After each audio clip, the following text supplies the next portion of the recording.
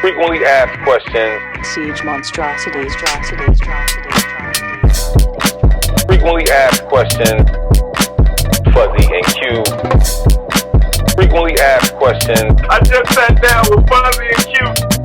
FAQ podcast with Fuzzy and Q. It's the only podcast you listen to. Frequently asked questions, man. Welcome to episode 11 of the Frequently Asked Questions podcast, FAQ podcast with Fuzzy and Quincy. Today, our guest, this guy, you've seen him, he grew up on television, man. Oh, you've seen him on TV a lot. You've seen him on TV. You've seen him on Nickelodeon. You've seen him on NBC. Like, he owns NBC. Wow. Okay. Wow. He owns NBC. Let's get up for Kenan Thompson. What's up, Kenan? Yeah. You know, the last guy that tried to own NBC is not doing too well right You now. see what I was about to say that, and he's you know, Quincy's a Philly guy, so you know. Yes. Yeah. That's right. I know that's a rough pill to swallow, man. Pause. Well, we stay. You ain't shit for that, though. Yeah. That was it. That's it.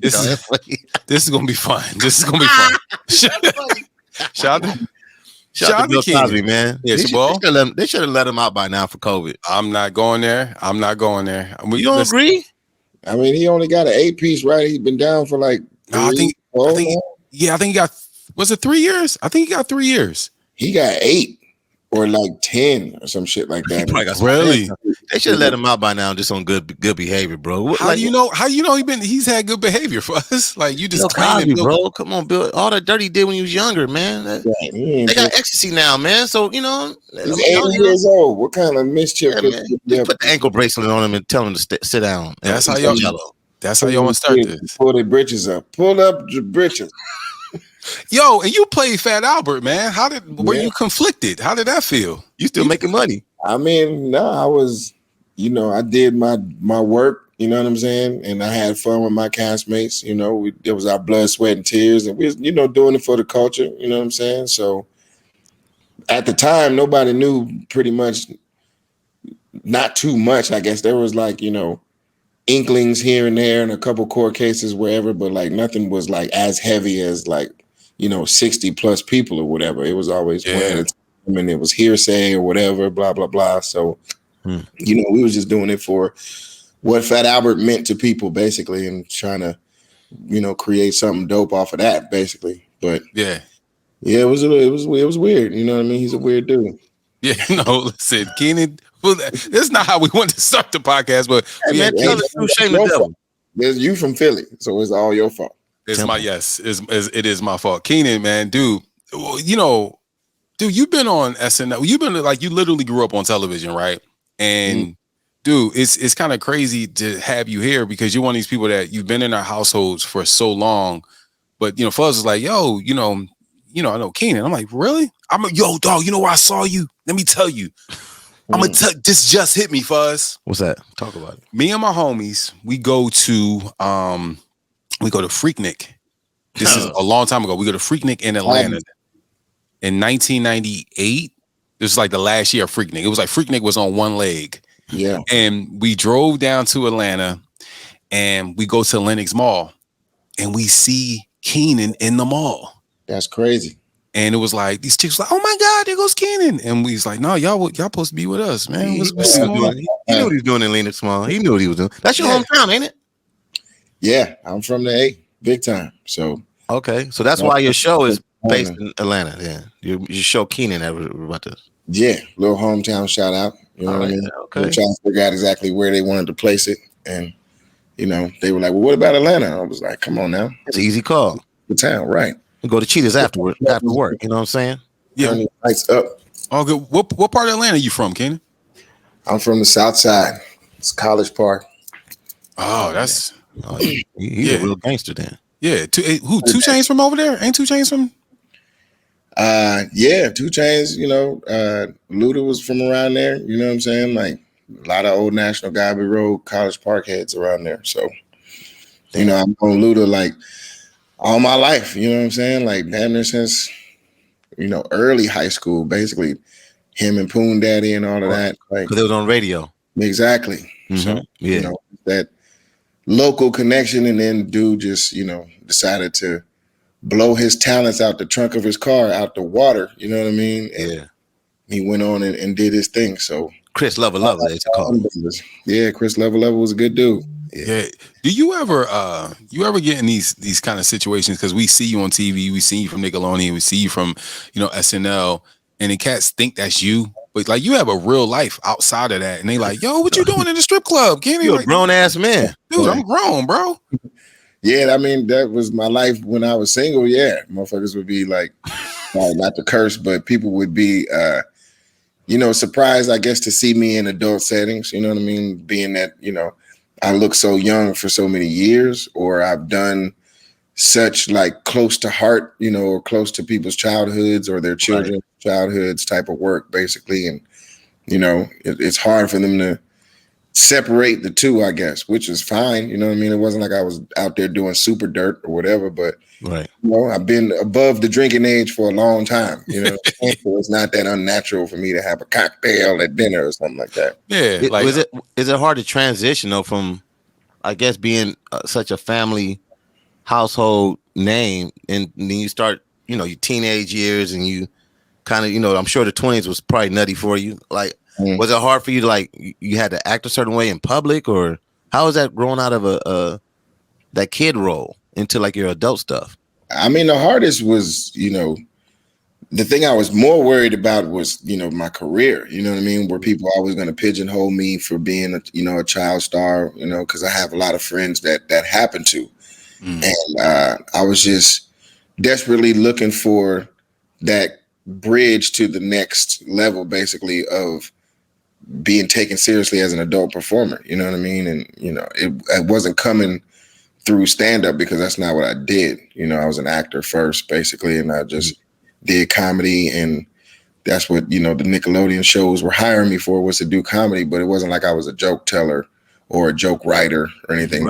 Like I always considered myself an actor. So, I was just, going from job to job, audition to audition, and some were yays and some were no's, and some were 6 months in between each other and stuff like that. So it would be like stressful times when you're trying to like be a working actor and your last paycheck was, several months ago. You know what I'm saying? It can like start to weigh on your mentality, your positivity.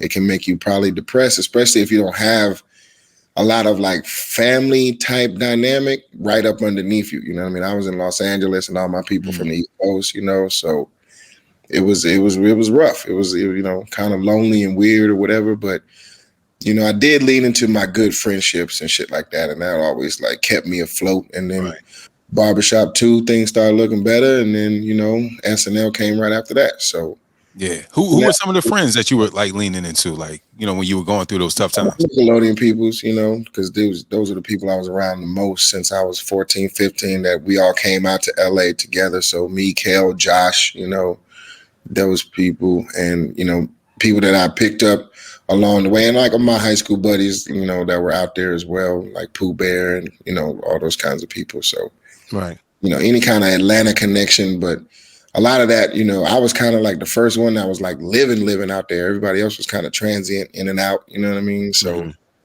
yeah, it was weird. Like I didn't want to lean so heavy on newer type of friends, but they were there anyway. So, it was nice to experience the ups and downs with just real people, basically. What age are you talking about when you came to LA, like to work, from going from Georgia to Hollywood, California? Like, what age were you? I was already 18, so I wasn't necessarily at like turnout age. You know what I mean? I couldn't get mine like completely messed with necessarily, because I was already pretty much grown.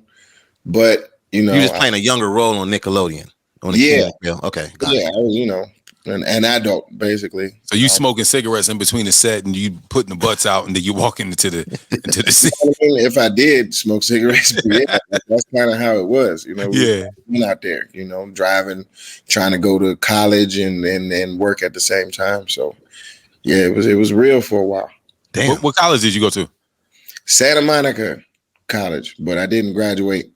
It was rough because we were shooting in Hollywood, and Santa Monica's a stretch from Hollywood. That's what I'm saying. You know what I'm saying? So I was going to school from like 8 to 11 in Santa Monica, and then try to fight to Hollywood and get back for night school at 6:30. It just wasn't cracking. 10 freeways, not nice. Yeah. Nah, none of that. None of that. You get past the 405, you know, any of that, all them streets you think would help, Olympic, Pico, don't matter. You know It's all crowded. I just got tired of it, and like I would just pick and choose. Like, all right, am I going to go to night school or morning school? And that shit didn't work. So the start of my junior year, it was supposed to be a 2-year transfer school. I was trying to go to UCLA film school. Okay. The beginning of my junior year, I was like, I ain't supposed to be starting no junior year over here. at the JUCO. Counselor, you know what I mean? And they told me I was still a freshman. I was like, wow. Oh yeah. So did that discourage you? Letters or nothing? Like, you know, you're fucking up basically. But like, no, just take my money every quarter and don't say nothing. It's on your shoulders. So I left school basically.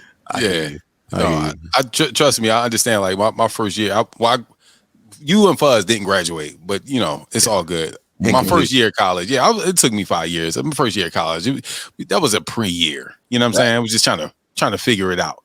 You know what I mean? Let's talk about SNL real quick. Like up until that point, you know, how did you get the actual audition for SNL? Like, how did that even happen? Were you shocked? Like, you know, what was the deal with that? Yeah, I had been sending them, you know, tapes for a couple of years. Like right when you know, we decided to leave Nickelodeon, our contracts was up, you know, 2000, like January 1st, you know. So that was a special New Year's Eve. You know what I mean? I was celebrating at midnight, like I'm free. Dumb as hell, not knowing that I'm just leaving a job with no job in the future. You know what I'm saying? This is the dumbest thing you could do. But, you know, I felt good about wanting to move on as an adult performer, and I couldn't do that at Nickelodeon. So that's what I was really celebrating, was the opportunity to kind of, you know, see what else is on the Gusto train, basically, and just go for it. So yeah, it was a while in between that. Like right at you know, the year 2000, I was trying to decide, like, all right, can I audition for SNL? Can I audition for something else? You know what I mean? Blah, blah, blah. But they were telling me I looked too young for like a couple of years. And then after I did Barbershop, right at the end of that shooting, I went straight to audition for SNL because Tracy Morgan finally left or whatever. And they were actually hungry for new blood, basically. They weren't just like taking submissions for the sake of taking submissions like they do every single year. They actually were trying to fill a void. So they were more like active about seeing everybody, and I got a chance to be seen, basically. Damn. Do you feel like, Kenan, like you just said something else key, you're like, you look too young for SNL, but you know you're of age. Mm-hmm. Like you have like a Benjamin Button curse almost, like you feel me?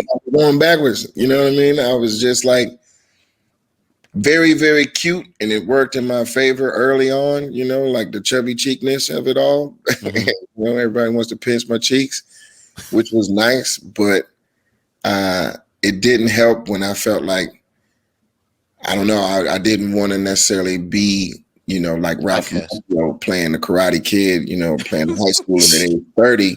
Yeah. But God bless him, because he's still around, you know, bringing that shit back right now. So who knows and who cares?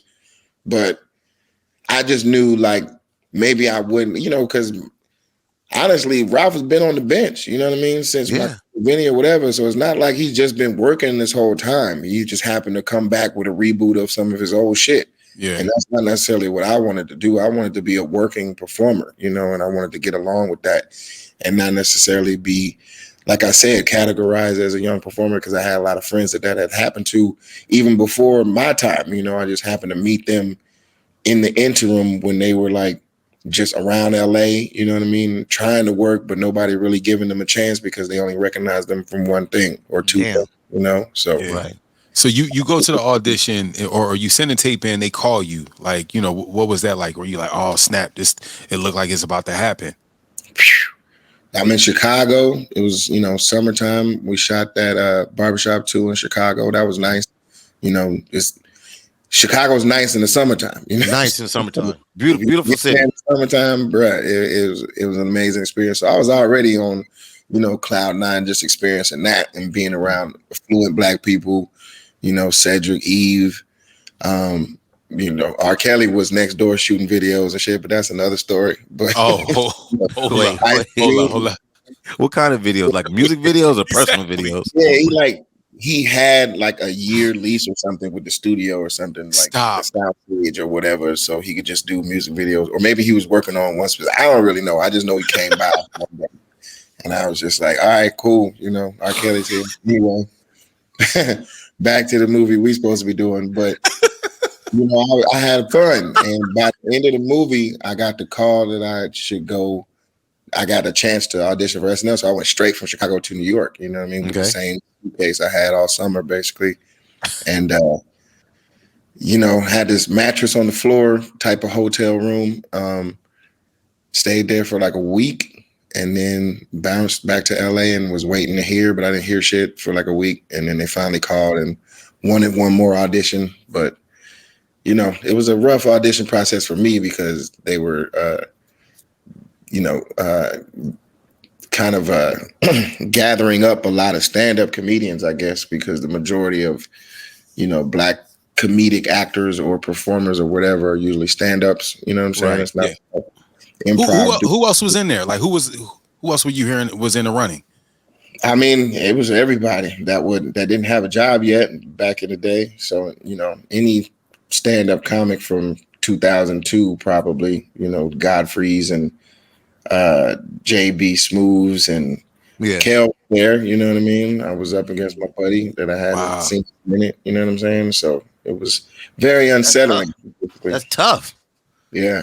Yeah. But so do you go into this stand-up, you know? I wasn't a stand-up comic at all. So I had to do stand-up for my very first time for a life-changing job opportunity. It was a lot of stress.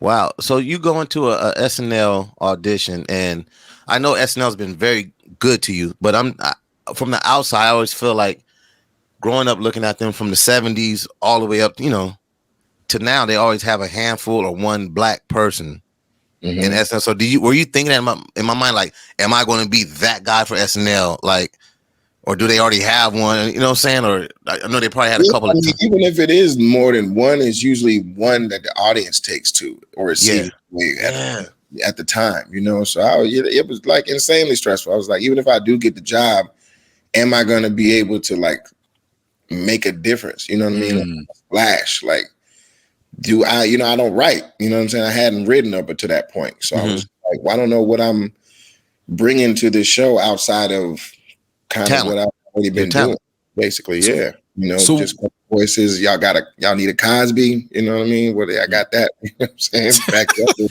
Y'all need an R.Kelly. I got that, you know?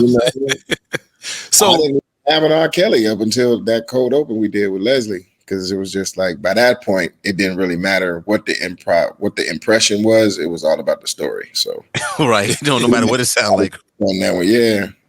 So how did you discover that, you know, all right, we want to get this to you, and what did you do, or did you feel it was special to get that, you know, second or third callback? Yeah, man. Like, so the original audition was at the Stand Up New York, which is a super like old school comedy club, Upper East Side, people smoking cigarettes in there. You know, they were still doing that back in 2003 or whatever, 2002. And the stage is, you know, damn near smaller than my laptop. So it wasn't like a whole lot of room to just like walk around and like, you know, get laughs from physical, you know, moves or whatever. It was all about kind of your mental approach to the crowd. Everything was just direct talk type of a platform type of thing. And that was terrifying for me because I'm just basically up there talking to people without really knowing how to do it. You know what I'm saying? Like I just with a phone call between two characters, basically, as opposed to being like, how's everybody doing tonight? Who here is married? Or, you know what I mean? Going down things that people can relate to. I didn't really know how to do that at all at 25. You know what I'm saying? So I was just like, let me do my voices and get off the stage as quickly as possible. So that's what I did. And then they called me back to be on the sound stage and do a different tryout there, which felt better because I was used to having cameras and being in the studio and comfortable. You know, it was more like a kid, you know, playing in the mirror as opposed to like being in front of a bunch of like, you know, Upper East Siders trying to make them, you know, a bunch of grumpy ass New Yorkers laugh. Yeah. So that was cool. And then I left and I didn't hear anything, like I said, for like a week. And when they did call, they were like, all right, we like you, but we want you to do another audition. But this time Laugh Factory in LA. Oh wow. Sunset, and I was like, shit, more stand up, you know what I mean? And I was just like, this time I had to do 10 minutes or whatever it was. And it was down to like me and 3 other people, and they were all stand-ups, you know, and they were destroying it. But at that point, do you know you have to do a 10-minute set? Do you help? Like, do you get writers for you, or do you do or you this is all you? I just sat with my man. I didn't know the finding writers game. You know what I mean? I didn't know that world basically of being around people that consider themselves writers. You know what I mean? Yeah. And my age, basically. You know what I mean? Like, I didn't go to Harvard, so I didn't have a lot of people writing for comedic newspapers or anything like that in my world. It was just kind of me out there against the world. So I sat in my manager's office trying to like write shit with him, and we came up with whatever we came up with. But I think overall what they saw was that, you know, I have a knack for, I guess, being in front of the camera or doing voices or whatever. You know what I'm saying? Like, probably something different that they didn't had on a SNL cast before. Just a young, new, fresh kind of energy, charm, whatever it is. Like, I guess they could see some potential, you know, because in comparison to what them other cast was doing that night at the Laugh Factory, my shit was turds. I had like one buddy in the audience, and I was basically talking directly to him. Right. And that's crazy, because you're doing an audition in front of the other 3 people. Yeah. That is, you know, they're going up for the same job. Yeah, and they all went first. Like, I ended up like next to last, basically. So, I mean, when I tell you they were destroyed, because, you know, they were, you know, polished. Comedians. Yeah, they at least have their 5 minutes polished. You know what I'm saying? Like, that's one of the main things you do as a stand-up is get your 5 minutes tight. Get your 5 minutes tight. So yeah, a lot of them been doing it for years. So they had 10 minutes, 30 minutes. Fucking JB Smooth up there, man. Like, fucking. Yeah, you already know what that is. Out, basically. So it was wild. I was so nervous. I was drinking out the bathroom sink. Like, straight up. Like, it was wild. And then, you know, like the next day after that audition, they called and it was like, all right, move to New York over the weekend, basically. What? Damn, like we hired you, so you got to go relocate. So yeah, I was in New York within a day and a half. I was ready to go anyway. You know, I was just like, I'm tired of being in LA, not really knowing what's up. You know what I'm saying? I'm ready for a change. And I had been talking about like how cool it would be to just move to New York like a year prior to that. You know what I mean? So I just felt like the timing was right, heading me that direction, basically. So I just went with it. Like, you want me there? I'm there, no problem. I'll deal with the rest of this like on my break or whatever. I mean, but Kenan, I mean, bro, like, you've been on how many seasons has it been? 18, 19? This is 18 that I'm finishing up right now. Yeah. Insanity. Like, you couldn't have thought it was going to be 18 years. I mean, did you have an exit plan before you were even going in there? Like, all right, I'm gonna do a couple seasons and I'm gonna roll and do something else. Yeah, I mean, you hope, like, that's always the hope of any job, is that it'll lead to the next one. You know what I'm saying? Like, I didn't think that I would be there for a super long amount of time. I didn't think I was going to be there past my first couple shows, really, but I did manage to get a laugh in my first episode. But at the same time, that whole like writing responsibility, I just knew I was coming up short on. You know what I'm saying? So I didn't know if they were going to keep me like that because I wasn't writing like that. So explain to me. So you on SNL, then a lot of those comedians we see, they are coming up with some of the skits or ideas for the skits, right? Yeah, and there's different ways of going about it, of course. Like, you don't necessarily have to do everything by yourself. You can collaborate with the writers, team up, find a good writer that fits your tone, and y'all write things together. But overall, basically, people are responsible for their names on 2 sketches a week, basically. You know what I'm saying? So somebody else, whatever. Please, because I've always wanted to know this. Is it the process like, okay, you come in on Monday, you know this celebrity is going to be on, you're pitching stuff. Like, tell us the process of how to get a skit on SNL. Well, pre-COVID, you know, it was a Monday through Saturday type of experience. Now, like, the only mandatory days are from Wednesday on, basically. So, you know, people take the opportunity not to be in a building, you know, exposed to things or whatever, you know, and skip those Mondays and Tuesdays now, basically, just to try to stay as safe as possible for as long as possible. Yeah. Back in the day, we come in on Monday, everybody would crowd into Lorne's office, you know, in the afternoon around 4 or 5 or whatever. And that was like the only thing we had to do that day was the pitch meeting. And everybody's sitting on the ground and the host sits in a chair basically. And they go around the room and pitch an idea or two to the host, but it's really to kind of get a laugh out of your colleagues basically and kind of like establish your comedic tone around them. And then if you really do have an idea, you're serious about it, you know, somebody will come up to you like, hey man, I want to like work with you on that, blah, blah, blah. And that's kind of how that culture goes. What? Or you try to set meetings with people that night to get ready for the writing night on Tuesday. You know what I'm saying? It's like, yo, what time you coming in? Like 3:00. Okay, cool. You know what I'm saying? You want to work on something, or you want to come in at like Chris Rock used to come in at noon and be out of there. You know what I'm saying? Like he wouldn't do the old overnight thing, but there's an overnight culture because, you know, the originals were like on coke or whatever, so they'd be working all night getting crazy. You know what I'm saying? It's a tradition. Yeah, there's still that tradition there, but you know, once I got older and I was like getting into my relationship and you know, Ken, are you saying you've been on coke doing these sketches coming up with them? No, that's not what I'm saying at all. I'm saying what I'm saying is the people that originated this tradition were probably in that like the Beluchis of the world and everything. Yeah. I had to get that. Name, sorry. I had to get that in the clear. Yeah, allegedly. I'm more than happy to clear it up. Yes. And he's saying that he was in relationships with people, and he was like, he's not going to be at work when he don't have to. He would rather be in some skins instead of. You know what I mean? And started having babies. It was just like, I got to be out of here. But like, you know, midnight at the latest, like it's ridiculous. You know? Yeah, right. Yeah. But in my first year, I didn't really know how to do that. I didn't know that that's what you're supposed to do is like, you know, make plans for people to make sure that you are making a plan to write something and contribute to the show every single week, you know, because I'd only been a cast member in places, and cast and writers is usually very separate everywhere else except for SNL, basically, you know. Wow. Okay. So got it. No, I mean, so no, because I'm so it's Monday. Y'all come in, pitch to Lorne Michaels, who's the creator of the show. Tuesday, y'all break off. I'm like, all right, yo, Fuzz, I'm gonna get with you. You know, me and Kenny gonna go over here. So you really have to. It's damn near like you have to come in and get friends really quickly. Yeah, it's advantageous that you do so. You know what I mean? Because you're gonna be struggling to try to figure out, you know, if you don't, basically. Otherwise, because nobody sits you down and it's like, all right, this is how everything is gonna go. You learn everything on the fly, and it's a whole lot to learn.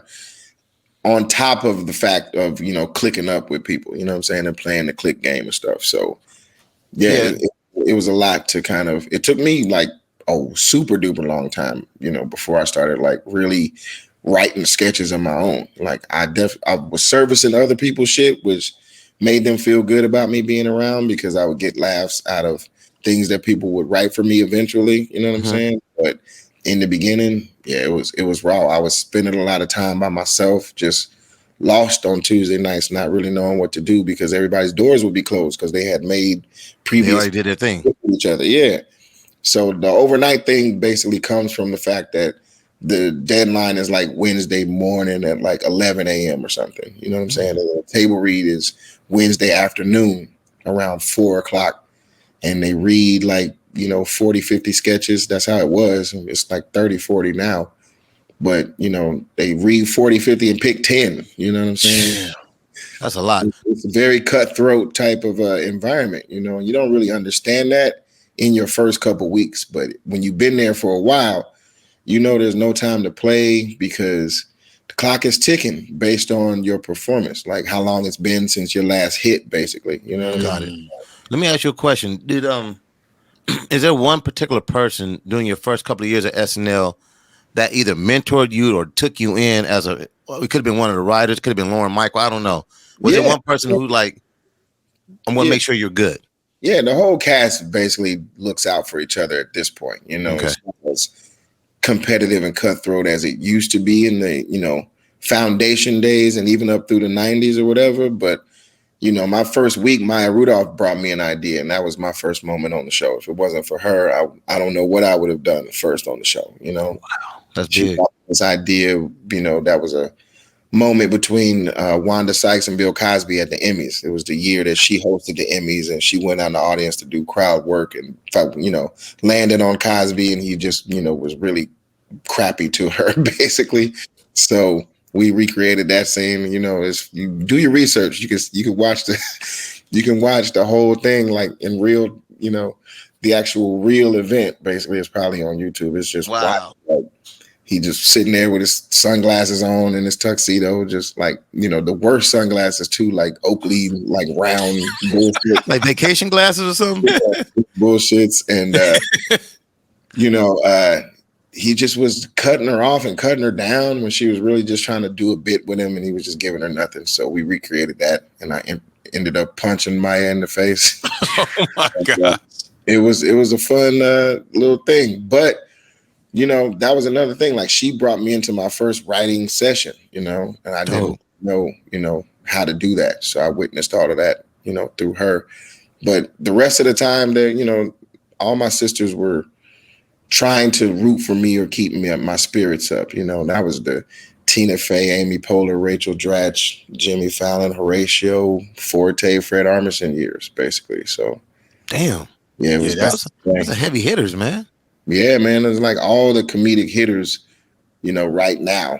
Yeah, were basically like my older brothers and sisters. Have you ever had opportunities before to leave the show and you're like, no, I'm gonna stay here? I mean, I know you've had to have, you know, other opportunities, and why not go? And you know, why did it take this long to, you know, do some other things? Mm-hmm. Yeah, I mean, I've had, you know, this is the third idea around the creative cycle, you know, with NBC. So I didn't necessarily leave the show because those ideas didn't necessarily work out. You know what I'm saying? So it was always nice that the show was inviting me back, and I had that kind of safety net, regardless of what was going on with like this pilot or that pilot, you know. And now we're on an idea that everybody seems to love, but I'm in the pattern of continuing to do SNL regardless of, you know, whatever else I'm doing. You know what I'm saying? Right. I don't know if I'm ever going to leave the show.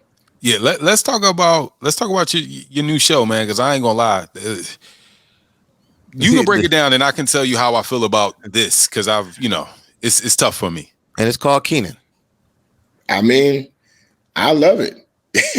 You know what I'm saying? I don't know what else to say. Like, I'm excited about the show. I mean, like I said, it's been a long road because it's the third idea, and each idea takes a year or so out your life, you know? Right. So Right. it's like 6 to 7 to 8 years probably in the making on this one thing, directly or indirectly. So it feels great kind of to have it up and running and being well received so far. So I'm excited where it's going to go.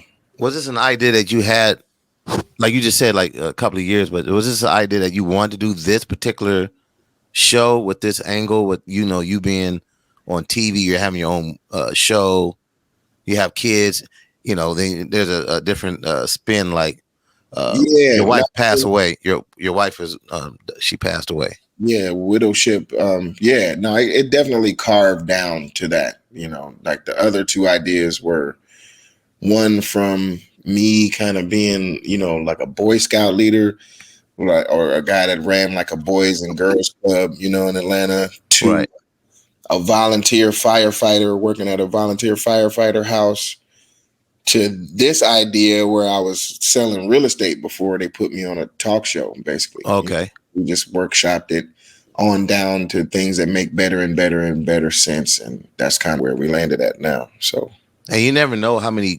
fathers that can relate to this angle of, you know, being a widow, raising younger kids, and you have a homie and you have a father-in-law probably stepping in, which I think is a great angle.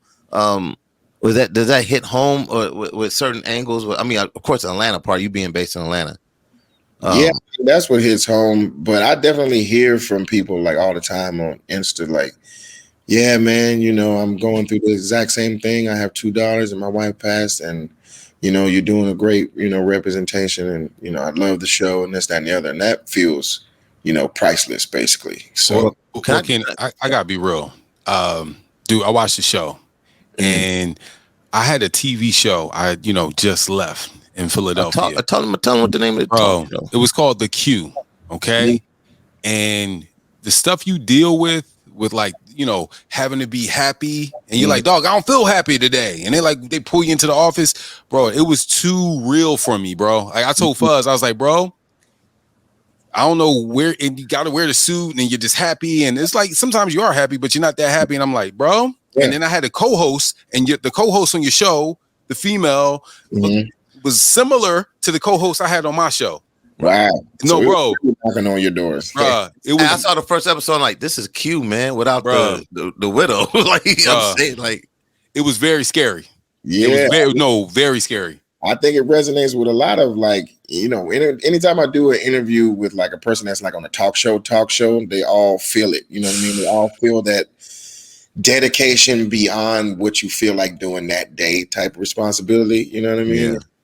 Adding on top of that, the widowship, they just all seem to thoroughly respect what we're attempting to do, which is what attracted me to the idea in the first place, is like exploring something on a network sitcom that I haven't really seen kind of explored before. A guy of, being a widowed kind of situation, basically, especially like not in the African-American household setting. This is my geeky question I got to ask you. I've seen you on TV, whether it's natural laughs from the audience, laughs from Laugh Track. What was the decision to not use, like the Laugh Track, for the show, in this show? We're going back and forth on that because, like the classic sitcom, the ones that I've always cherished were always multicam with a live audience laughing. That way, moments that aren't scripted, get stretched out. Like there was nothing better than when Martin was fighting that puppet for 7 minutes when they were on a fake island. You know what I mean? Right. Yeah. Hilarious. That would have been more hilarious. Or him, coming out after getting beat up by Tommy Hearns. Yes.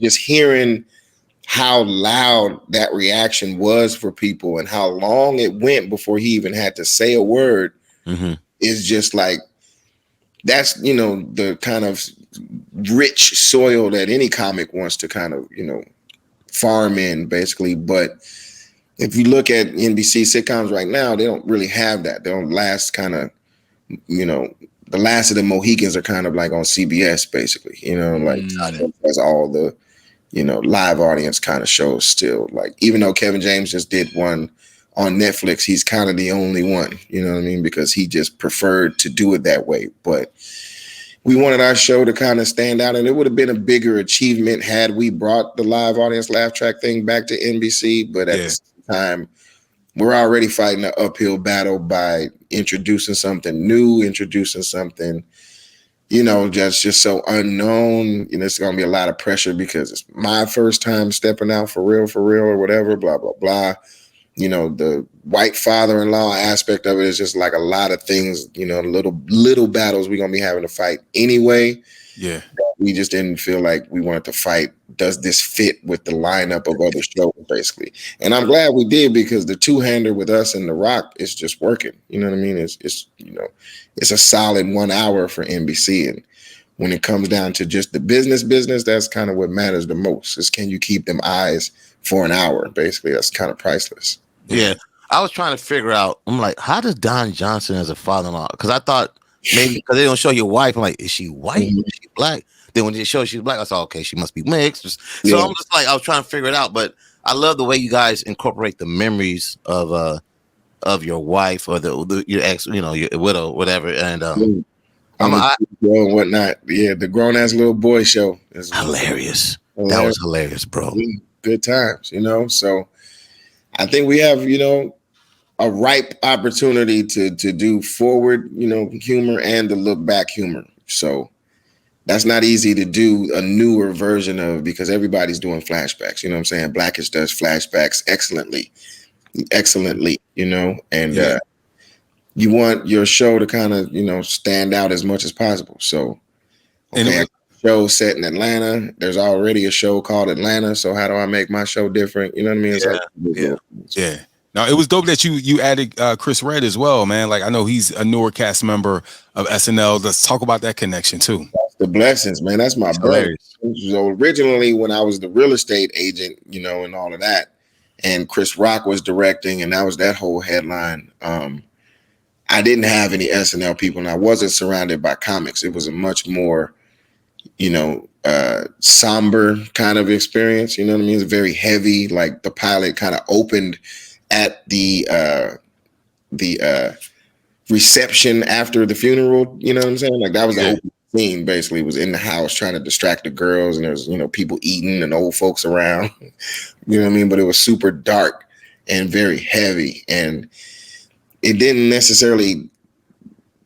We weren't able to lift the comedy above that. Basically, the whole tone was just very somber in the beginning. So we had the opportunity to retool, and that's when Lorne was like, "Let's just surround you with comics and bring Chris in." I was like, "Fucking thank you, man," because you don't think you can just cast out of the SNL cast. You know what I mean? They kind of off limits. Like Lorne has them, and unless it's their show that you're developing it from scratch, you can't just go to the cast and be like, I want this person for this character, and that person like, nah, they fucking belong to like Saturday Night Live. Like, who do you are basically? So when he blessed me with that opportunity, it just opened the floodgates for the comedy to flow, the brightness, lightness to kind of flow. We moved away from the grief like a year, you know what I mean? Like all those kind of little tweaks kind of just lighten the whole vibe up. Like we get it, somebody's lost and that's a painful thing, but it's not like something we have to dwell on the whole time. Yeah, basically. Man, because I was expecting you to start bawling doing a show or something. I was like, oh, this is about to get uncomfortable. I hate watching tear-jerking stuff, man. Like, I start laughing every time I see somebody crying on TV because I know they acted. You know what I mean? What's wrong? I don't know what's wrong with you. So you just laugh at This Is Us, like, oh, come on, man, this is some bullshit. Hey, let me ask you. First of all, two things. Q, I have a scumbag moment I'm going to mention about the Kenan show. Come on. The young lady that plays the producer. Kimmy Lewis, the ultra talented Kimmy Lewis. Yeah. I want to give whoever's in the wardrobe department high five because she's always wearing these little wraparound dresses. You know what I mean? Wraparound dress. No, that's a fuzzy thing. That's like looking. It's called like low key sexy. You feel me? Hey man, look professional.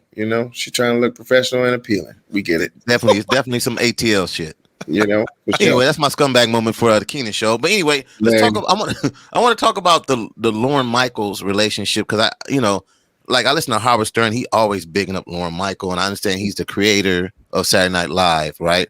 So, and I know he's done like movies with the SNL cast or certain SNL cast members, and so when you are on SNL, do you like have other opportunities to break out and do other things underneath that umbrella? Is it like, if you want to do your sitcom, is it like a first right of refusal? You want to go to Lorne Michael first because he has a relationship with NBC, and how does that work? It all depends on your contract. Like if you start blowing up in, the original contract is like a 7-year kind of overall thing or whatever. You know what I'm saying? So they have, the right to invite you back or not every summer, basically for like 7 years, and then after that you negotiate, or you renegotiate if you just get crazy hot in the beginning. So how stressful is that though?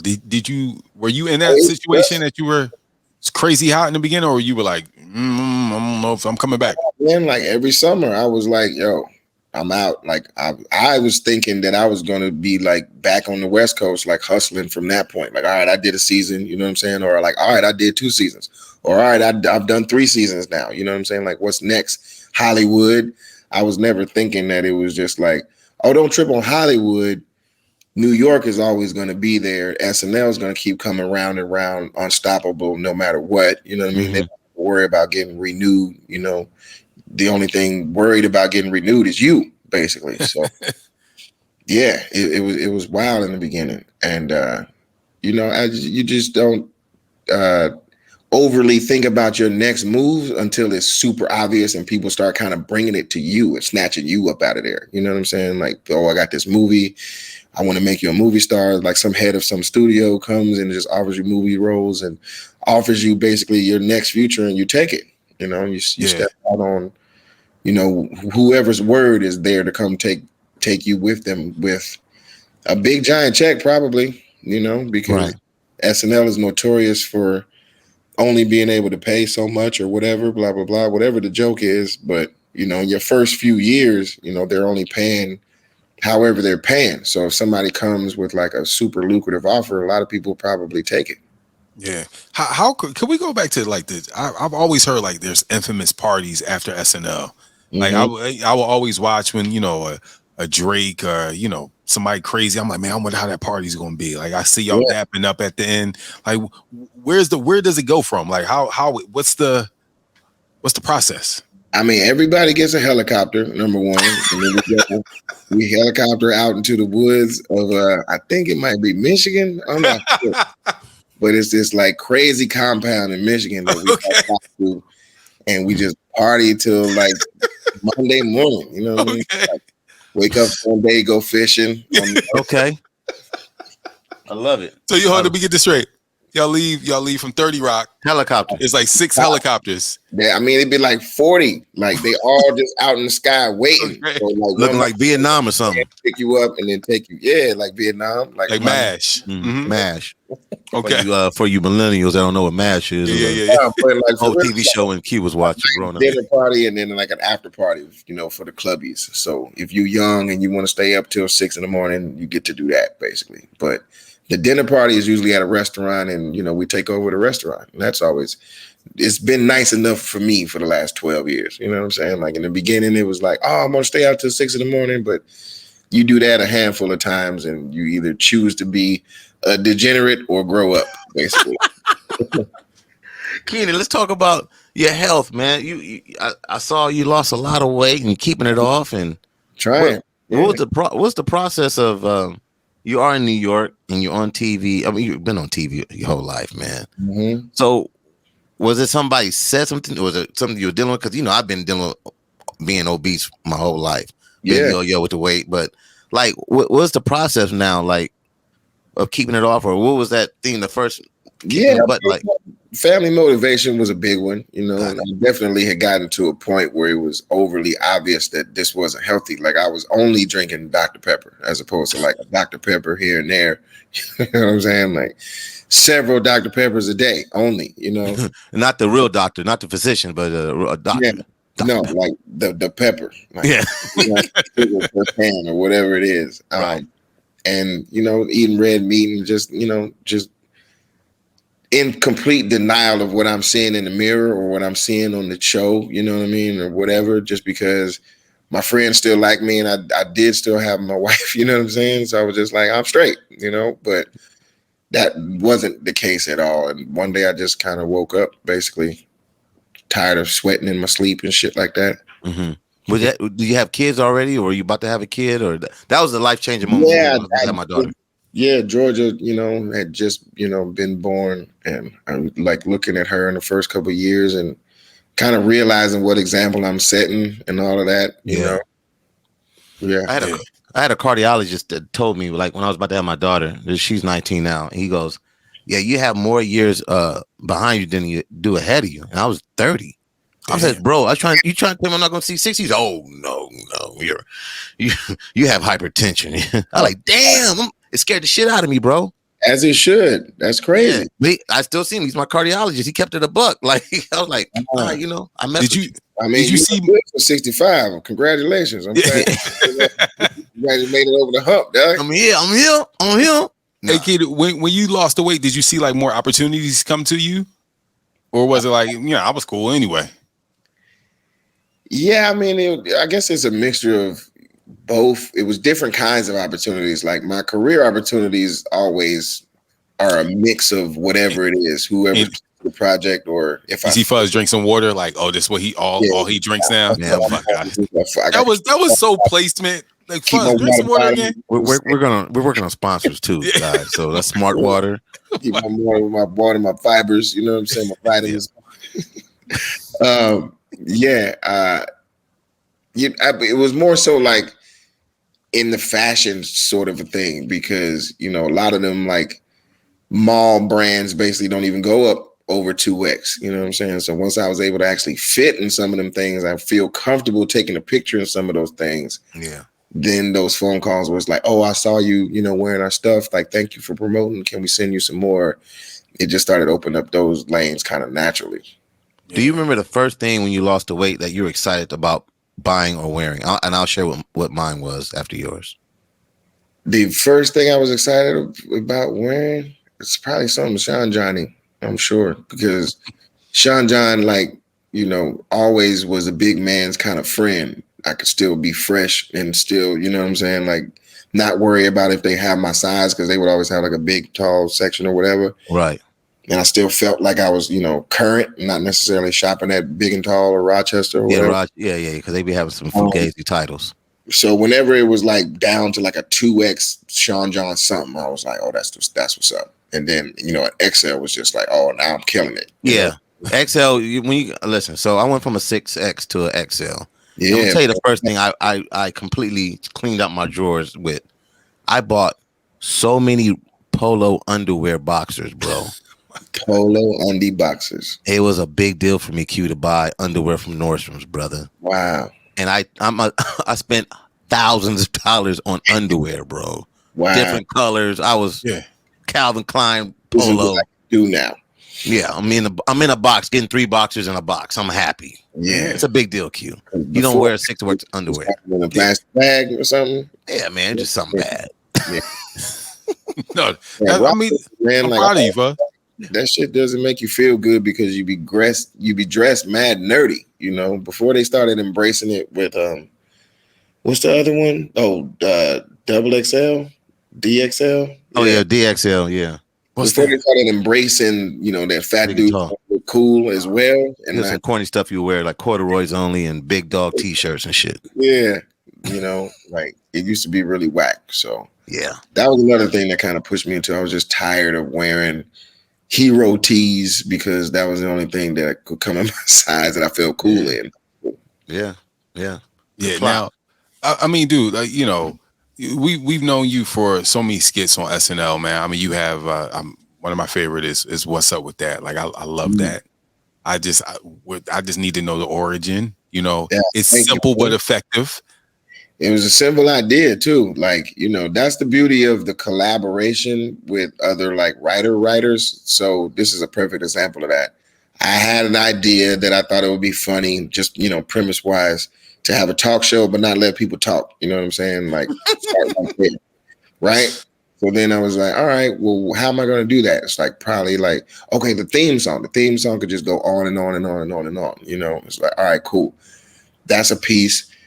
Now, how do you stretch that and make it creative enough for a sophisticated audience like an SNL audience, you know, to keep them kind of interested in it page after page? So that's when the layers of Lindsey Buckingham come in, or like the theme song stopping and starting, you know what I'm saying? Coming in and out or whatever. And then all the other guests and shit like that. And just like the whole formula of the stencil of the sketch. And then we started just spray painting the jokes in, basically. And once we had stencil, we could just keep using it over and over and over and over again, and then putting different people in the first 2 chairs. Always keep Lindsey Buckingham, and then just run it. You know what I'm saying? And that's how it was. That's how it was. Yeah, and you're at this point. Yeah, you're at this point now. Like when you come on screen, and I'm not just saying this because you're here. I'm ready to laugh. Like I don't know what you're about to say. But thank you. No, it's like you have this smile, and it's like very infectious. I'm like, oh, he about to be silly. I'm about to be silly. I approach it like that. You know what I'm saying? Just because, like, I know what silence sounds like when it's supposed to be filled with laughter, and I would much more prefer the latter. You know what I'm saying? And I also want people to be having a good time, especially if I'm in a look. Like any kind of look just adds to that. Like if I come in with a ball cap and, you know, some wraparound gray hair and some glasses, and I'm a security guard, I'm an old black man security guard, I'm in character in 2 seconds. You know, right? Want to like jump it off from the very beginning and get laughs without saying a word. And, you know, one of the greatest people I've ever really studied that was good at that, for real, you know, is Jim Carrey. You know what I'm saying? Like that dude used to just kind of just appear and motherfuckers would just start rolling. Like when he did that Jimmy from the Doors, Jim Morrison thing from the Doors at the MTV Awards, motherfuckers was you know what I'm saying? And he was just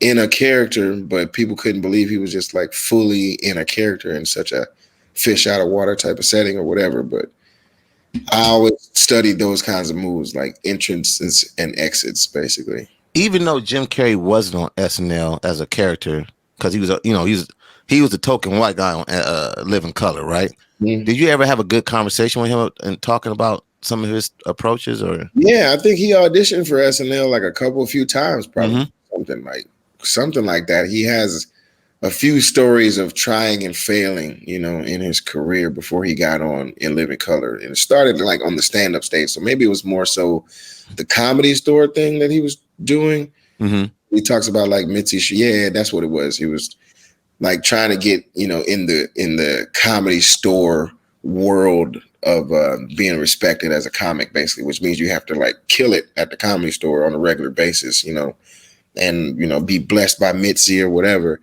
And he talked about like coming down and missing on his first time and then running back to Toronto or, some whatever part of Canada he's from for a couple years and then coming back and then killing it and then running back for a couple years and then coming back with something else. It was a long road of him figuring it out before he even got to In Living Color. You know what I'm saying? So a lot of people, have to realize it's going to take a lot. You want to like get into comedy and you want to get into acting right now, just be prepared for 10 years of bullshit before you even get into something that, is going to start to resemble a career, basically. Yeah. Now you do a lot of impersonations, and you have to run into these people or actors or comedians that you're doing impersonations of, even with some of the baseball players, whatever the case may be. Has there been somebody that stepped to you kind of like, that was funny, but I'm upset that you clown me, like Steve Harvey with the buttons and something? Did anybody say anything to you? You called it. You just called it out. Steve Harvey? Yeah, like he didn't overly love that shit in the beginning. It was funny though. I remember him saying something like, yeah, he was like, you better cool it out. I mean, he also takes himself very Cleveland seriously. Like he's from the street, you know what I'm saying? So he's not. Yeah, but he's a comedian. Yeah, but it's like, you don't be laughed at. I always used to be in the one that's jabbing, you know what I mean? And he jabs real hard to the point where you can't really rebuttal that much because he gets to the point where it's like, you don't want to start with me. I'm a professional seasoned comedian and I got the mic. So he never really is in the position to kind of just go toe to toe with motherfuckers like that. Because what was it? Was it something like y'all had Steve Harvey hosting Who Wants to Be a Millionaire? Was it that? What was the? That's where it started to latch on. I had tried it one other time when he still had hair, when he wasn't as household of a name yet. Okay. So sketch read mad quiet and it got cut. I mean, but once he did that, Who Wants to Be a Millionaire? That's a very big national. Hell yeah, it was open game. And the funniest thing, topical thing, and that's when I was able to like bring that impression to the show. And from there, he started doing Family Feud, and I was like, yeah, I'm gonna do Family Feud too. Yeah. So, but the premise of Who Wants to Be a Millionaire, you had him like mispronouncing words, right? How was it? That's exactly what he went and did. Like I told him to go host that show if he couldn't like pronounce things in the question or answer. You know what I mean? And that's where the joke came from, basically. I still love Steve Harvey, man. Yo, me and Big Boy laughed at somebody. For the record, we've gotten past all that. It's all love. Like I went and did a show and we talked about it. And, in the beginning, I guess he was seeing me as a little kid trying to jab him or whatever. And then he realized like, no, it's like a real approach to this. And like, I'm a serious performer and it's not out of malice. You know what I'm saying? It's really out of respect and homage. You know what I'm saying? Because if he wasn't such a household name, it wouldn't matter what my impression would be. People wouldn't be interested. So it all feeds the same kind of fire. Yeah, no, when Big Boy and I used to laugh about when you made that joke about how many buttons he had on his jacket, bro. Yeah. How many you think this button got, players? How many buttons you got? I'm thinking about 50. 50.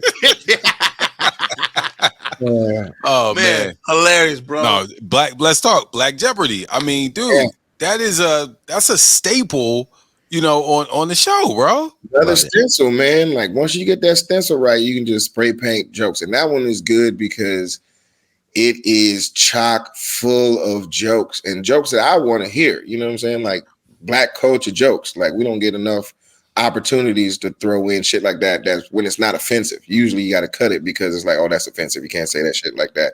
Right. This one was primed to bring back all them, cools and, you know what I'm saying? Colt 45 kind of jokes back. You know what I mean? And hell yeah. it's just a lot of fun. Plus, anything kind of Will Ferrell-ish is holy grailish to me, let alone everybody else. So I didn't really think we were going to be able to step into that world of Jeopardy at all because it was such a big sketch. And, you know, Norm Macdonald had killed it for so long with Burt Reynolds, and Daryl was killing it as Sean Connery. You know what I mean? It was a very special sketch to the history of the show. But the jokes were just too undeniable. You know what I mean? And the opportunity for the future jokes was just too undeniable. And then it just kept stepping up.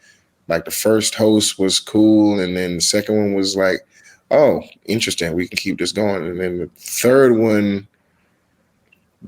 one might have been Tom Hanks, you know what I mean? Which is like the ultimate one. And then Chadwick was last. So it's either third or fourth and fifth, you know what I'm saying? One of the two, but it wasn't a whole lot of time before we did one that was incredible. So, and then once we did that, we didn't know if we were going to be able to top it, you know what I mean? And we were feeling bad because, you know, it was a requested thing at that point. So when Chadwick came and hosted, it was like on people's mind, like that would be a great sketch for him. So they kind of like called it up for us, even though we weren't necessarily planning on writing it that week. Damn. Because the Tom Hanks one went so well, we didn't really know what the idea was. But, you know, we just kept working it, and dude was so gracious that we ended up finding it, and we ended up inventing, I think, you know, the term Karen, if I'm not mistaken. Wow. Yeah. Wow. That's crazy. Yeah. And let me ask you a question. What about when you have any standout moments when there's a staple host, somebody like a Eddie Murphy comes back or a Dave Chappelle? What are those moments like for you? Like, I can't believe, like, Eddie, just start with the Eddie Murphy one. Eddie was surreal as hell. You know what I mean? Like, I was like the most like a little kid running around that week. It was just like every single moment. What is he doing? Is he happy? Is he, you know, high-fiving everybody? Like, how's he really feeling? I just kept checking in with him. You know what I'm saying? I was just like, yo, how you feeling? Blah, blah, blah. You know, this is, you know, we having a good time. We're here for you. I hope you know that. And then he started to reciprocate it as the week went by. In the beginning, there was a lot of stress on him because it was a, you know, 30-year departure, basically, probably more. You know, he was the prodigal son at that point because it was him and Sandler up until that point. And then Sandler had just did it a few months before he did it, like that April. And Eddie was the Christmas show, basically. So shout out to Lorne Michaels, man. That dude does not sleep.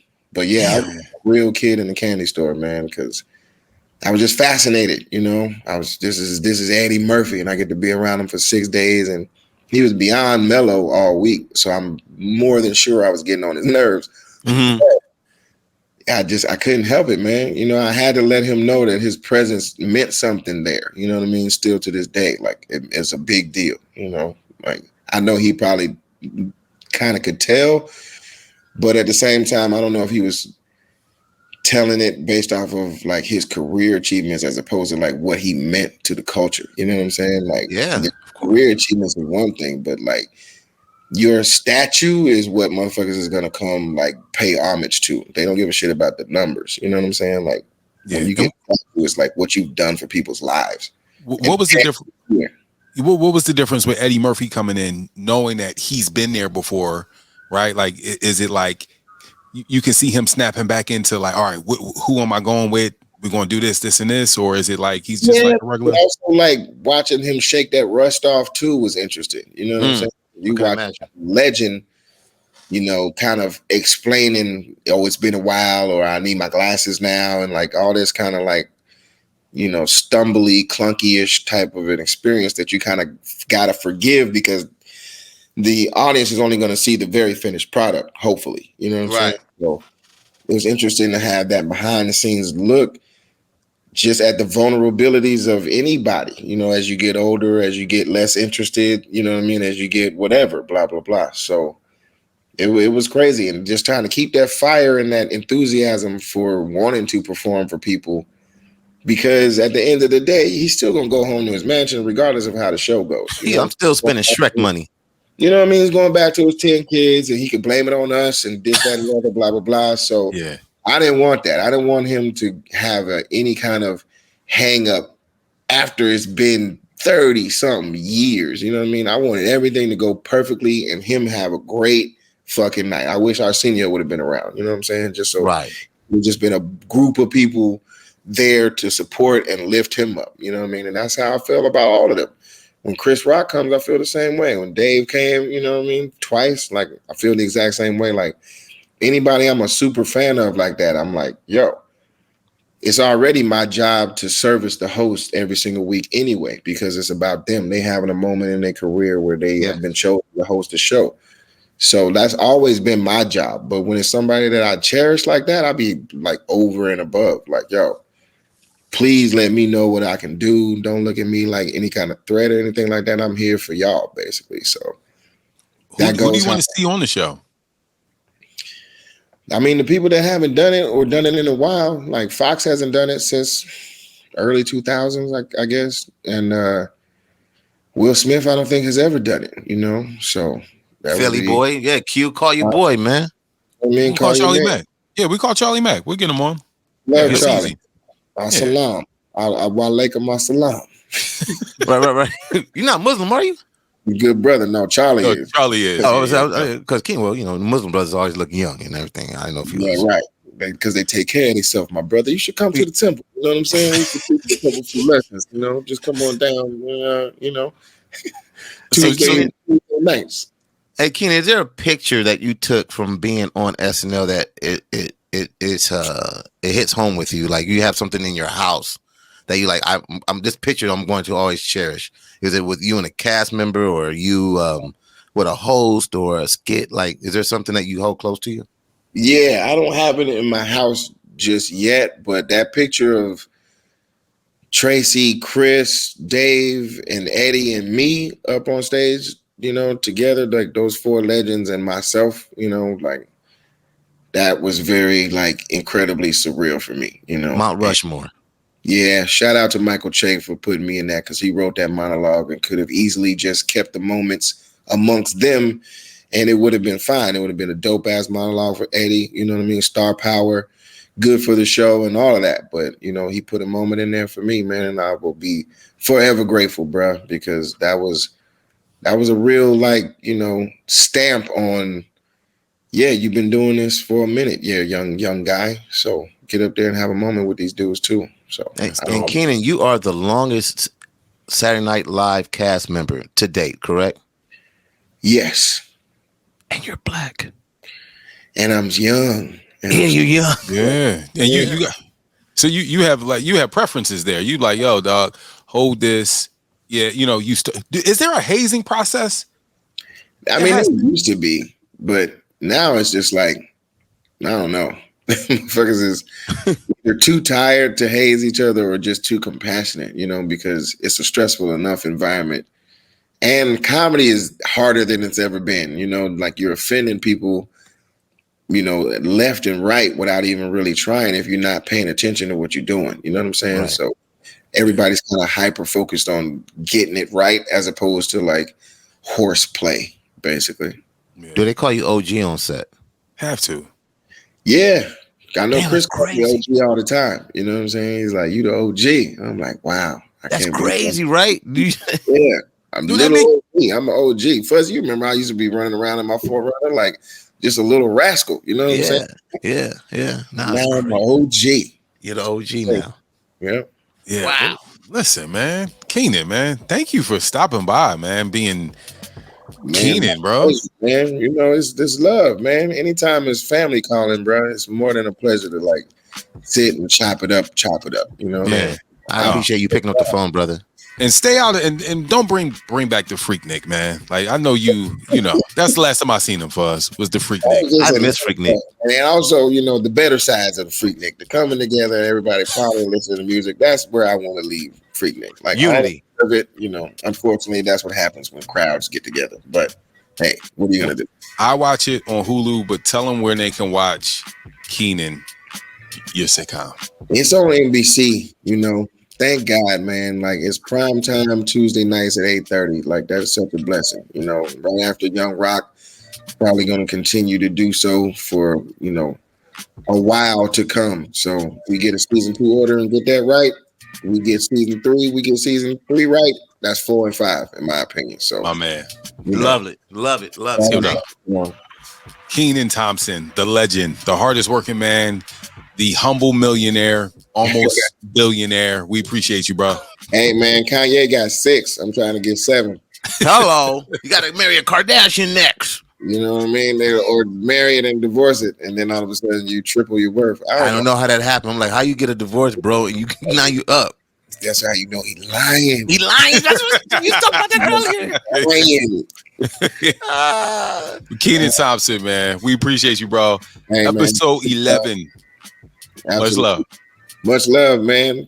And much success to y'all, man. Episodes 50 and 100 and beyond, man. Goddamn right. Say that. Much success to y'all, brothers.